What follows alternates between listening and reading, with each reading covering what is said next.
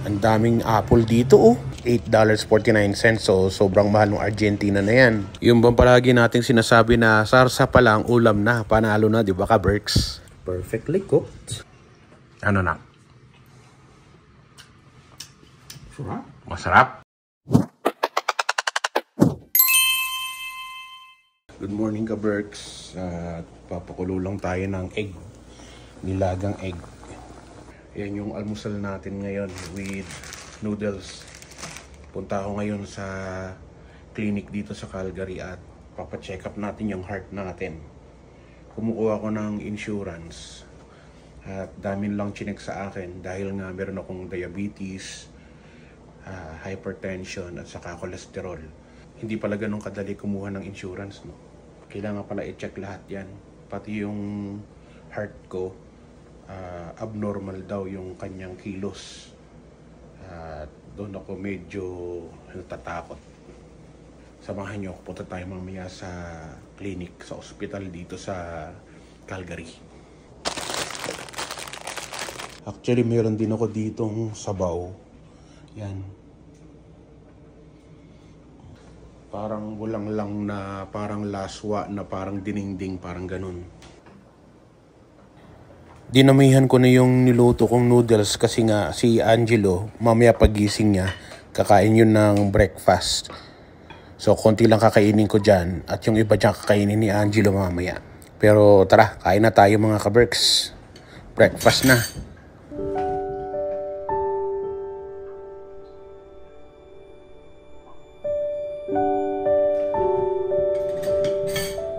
Hindi rin naman ako madalas kumain ng noodles kasi nga bawal din yan sa akin. Pero paminsan-minsan kumakain din ako.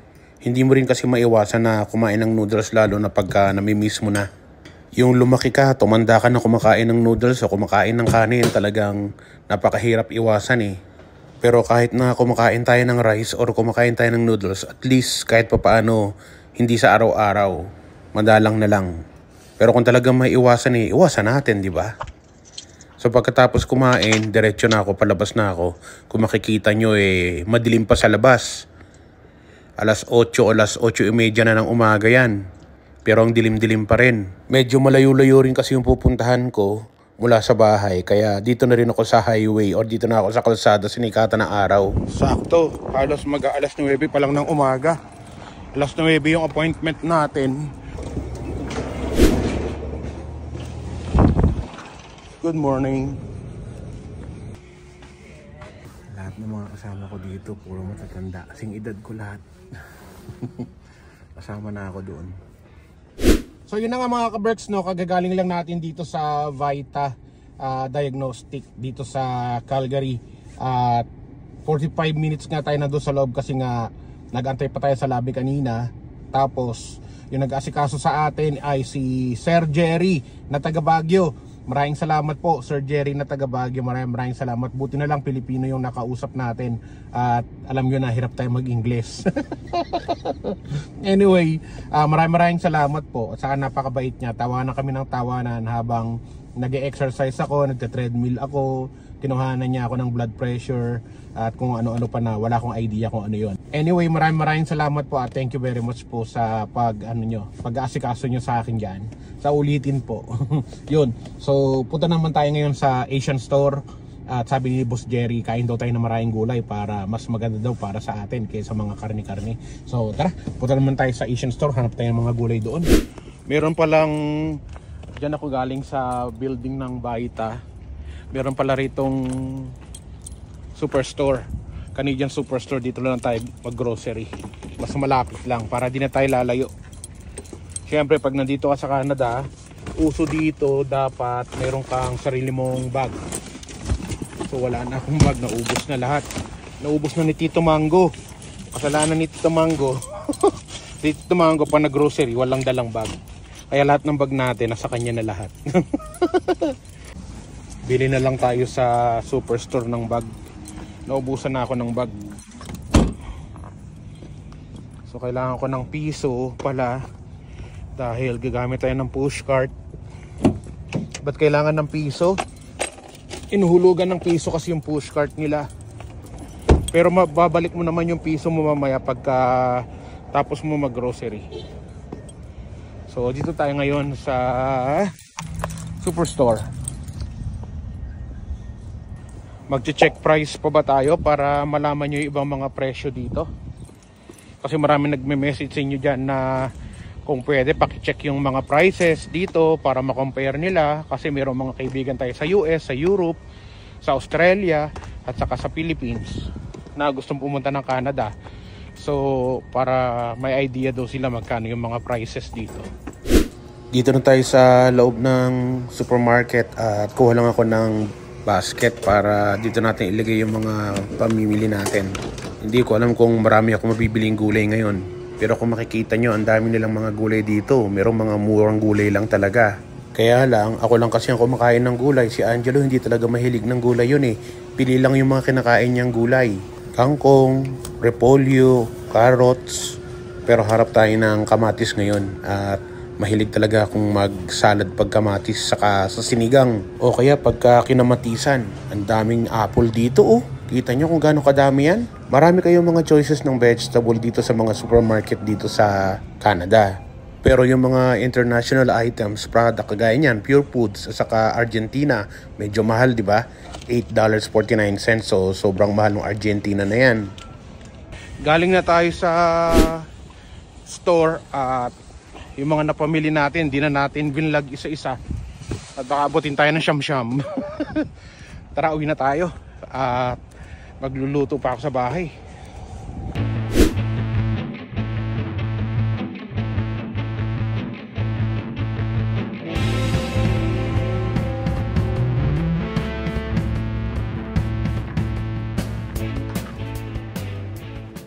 Pagdating sa bahay, sabi ko, bukas na lang ako magluluto ng vegetable. Nakalimutan ko na mayroon pala akong nataw na chicken dito kanina umaga bago ako umalis. So ito na muna yung lulutuin ko. Gagawin ko na lang yung mga natutunan ko dito ng slow cook chicken. Nilagyan lang natin ng soy seasoning. Tapos nilagyan din natin ng sesame oil. Mamarinate lang natin to ng mga 1 hour to 2 hours. Tapos lagyan din natin ng ketchup. Lalagyan ko ng konting sriracha.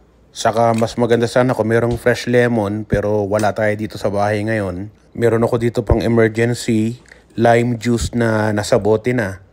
Tapos lagyan din natin ng konting toyo, lagyan natin ng paminta, saka lagyan din natin ng onion powder at saka ng garlic powder. Yun. Tapos ano pa ba yung nilagay natin dyan? Nilagyan ko rin pala yan ng paprika. So yun na, imimix mo na yan. Kung pwede, kamayin mo na lang para talagang mag-balance yung pagkakamix mo dun sa marination niya. Susunod natin gawin, maglalagay ako ng butter dito sa pan. Tutunawin ko lang siya. Pagkatapos lalagyan ko ng maraming bawang. Marami na talaga ako ngayon maglagay ng bawang sa mga niluluto ko kasi nga good for my health. Pero kung kayo 1 piraso, 2 piraso, okay lang din. Saka ako nilagay itong mga chicken na na-marinate natin. Mga 1 oras o 2 oras ko talaga siyang minarinate kanina bago ko siya niluto. Tapos baligtarin lang natin siya para hindi masunog yung ilalim ng mga chicken. Pero yun talaga yung gusto kong mangyari, yung merong kahit pa paano may sunog ng konti yung mga chicken natin. Tapos yung pinagbabaran ko nung mga chicken na yan kanina, yun ang gagawin kong sabaw niya. Nilagyan ko lang siya ng konting tubig tapos binuhos ko na dito sa mga manok. Kailangan na maluto yung chicken hanggang sa kaloob-looban niya. Tapos lagyan natin ng mga herbs na nakita ko dito sa bahay. Meron tayong thyme. At saka nagputol nga pala ako ng mga ilang pirasong carrots. Sinama ko na rin dito para kahit papaano meron tayong side vegetable mamaya. Double check nyo lang palagi yung mga chicken. Baka kasi masunog yung pinakailalim niya. Minsan babaligtarin nyo rin siya. Binabali-baligtad ko siya bago tatakpan ko ulit. Tapos buksan ko ulit. After 5 minutes babaligtarin ko ulit. Ganun ginawa ko. Binabantayan ko talaga siya lagi. Pang ilang baligtad ko na to dito sa mga manok. At kung makikita nyo medyo nag-reduce na yung kanyang sabaw. Saka kung makikita nyo yung manok talagang paluto na talaga siya. Maya-maya pa nag-reduce na talaga yung sabaw niya. Lumapot na. So ayan na yung pinaka gusto kong itsura nung sabaw niya. Yung thick na ganyan na parang sarsa talaga para sa ulam na yan. Yung bang palagi nating sinasabi na sarsa pa lang ulam na, panalo na, di ba ka-Berks? So yan na yung ating chicken mga ka-Berks, luto na. Parang inadobo lang natin pero kakaibang version to, slow cook to. Sabagay yung adobo rin naman, slow cook din yun. O nga no, ngayon ko lang napansin, slow cook nga rin pala yung mga adobo, menudo, apritada, caldereta, mechado. di ba? Puchero. At itong ating slow cook chicken. So yun na, nilagyan na natin yung ating lutong carrot sa side niya. Di ba? Ang ganda ng tignan. Saka sigurado to mamaya masarap to. Kita nyo naman yung kanyang sarsa. Malapot na malapot. Thank you din. At ginabayan niya yung anak ko sa loob ng ilang buwan na pagtatrabaho niya. At sana yung pagpasok niya, gabayan niyo rin siya hanggang sa makatapos siya ng pag-aaral. At maraming salamat din sa suporta at pagmamahal niyo sa aming mag-ama. At salamat din sa pagsuporta niyo at paggabay sa aming pamilya, sa aming mga kaibigan at sa aming mga kabreks. Jesus Christ our Lord. Amen.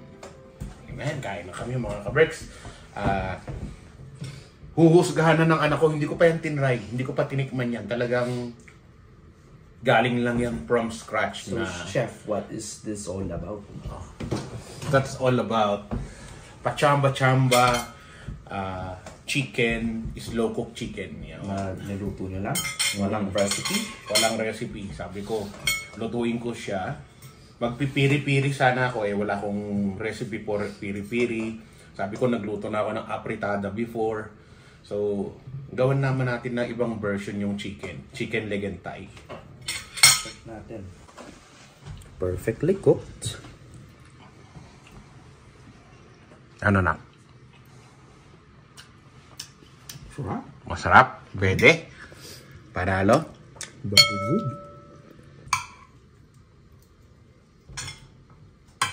Tapos bawang at saka carrots. Tama-tama ito ngayong Christmas. So mga kaberks, kung wala kayong handa ngayong Christmas, ito na lang lutuin nyo. Good for the heart pa kasi maraming bawang. Tama-tama panlaban sa mga aswang.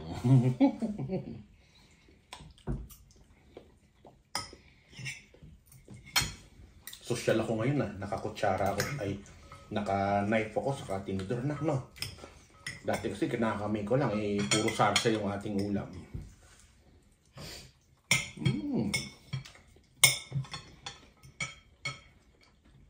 Tama-tama ba yung alat niya? Ako lang. Dapat talagyan ko pa yun ng brown sugar para medyo matamis, pero mahirap na, diabetic. Tama-tama naman, ano?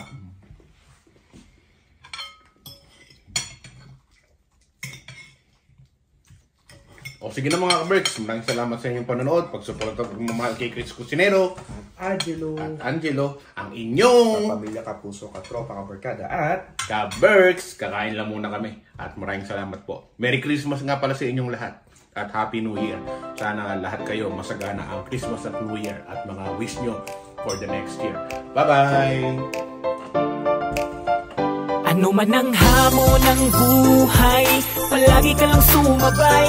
Piliin mo laging sumaya, kay Chris Cusinero panalo ka. Di lang pagluto at sa kusina, sa adventure ay kasama. Sa lugar na kakaiba, halika na, kay Chris Cusinero na. Halika na't sumama ka at